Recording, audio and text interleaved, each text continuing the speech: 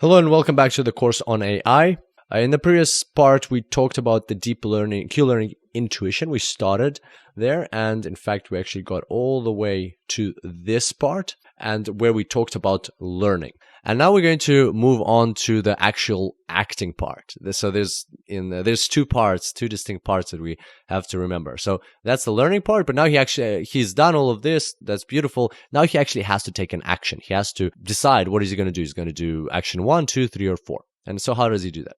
Well, the way he does it is now, given those same Q values, so the Q values don't change. After we have these Q values, we've compared them, we've calculated the loss, we've backpropagated the error, we've updated the weights, but the Q values don't change in that whole process. So after we've got the Q values, they're fixed.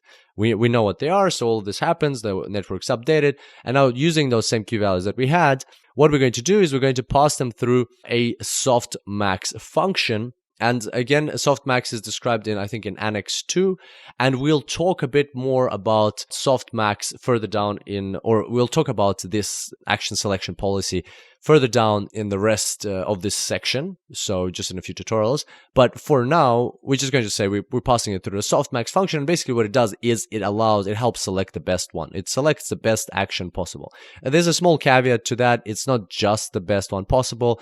We'll talk about that in the action selection policy tutorial. But for now, let's just say it selects the best action from here. It says, okay, so Q1, the likelihood, basically we know the Q values. So it's predicted the Q values, so it can look at them and say, okay, so the highest Q value out of these, just as we did in the simple Q-learning algorithm, it'll just look at all these four, say the highest Q value is this one, and I'm going to select that action. I'm not going to take those. And that's pretty much it.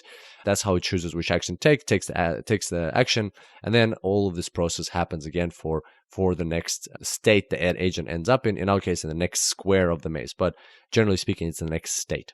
So there we go. That's how we feed in a reinforcement learning problem into a neural network through a vector describing the state that we're in. And once we feed it in, there's two parts of the process that happen. Part one is the learning.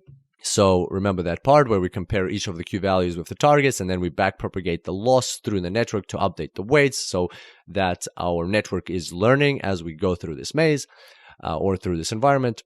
And also the second part is, of course, we have to act. We have to select an action.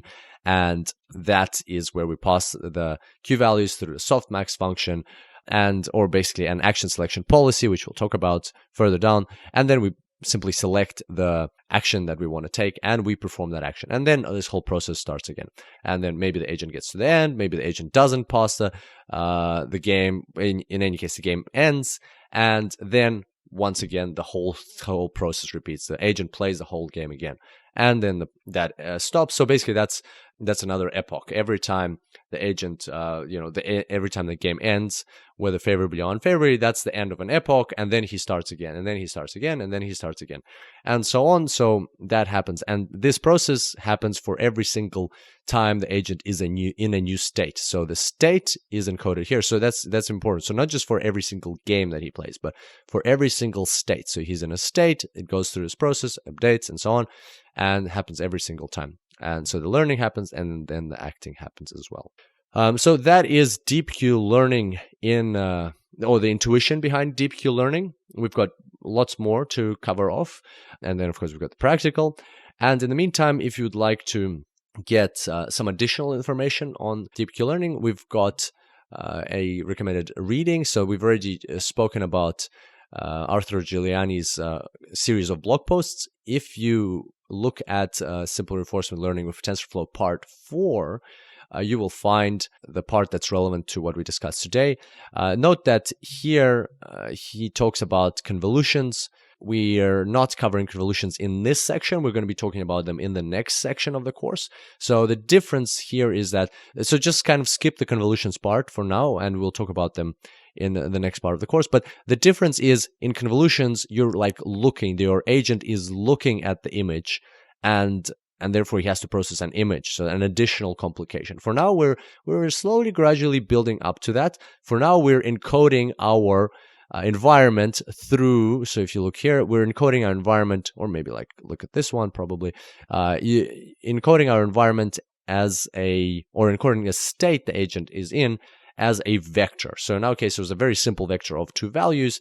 Sometimes people, even in that simple maze, sometimes, or as you'll see from this blog post, sometimes people prefer the one hot encoded version of that state. So basically where every single box of the maze has so you have like a vector of, in our case, it would be 12 values, 3 by 4.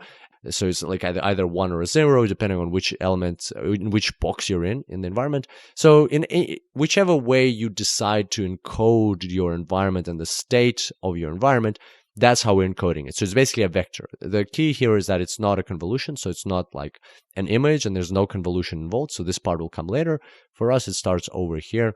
And that just simplifies the process for us to gradually understand better. And of course, don't forget that this blog post is written in TensorFlow and we're using PyTorch in our tutorials. So hopefully you enjoyed this quick intro into deep convolutional deep Q-learning. And on that note, I look forward to seeing you next time. And until then, enjoy artificial intelligence.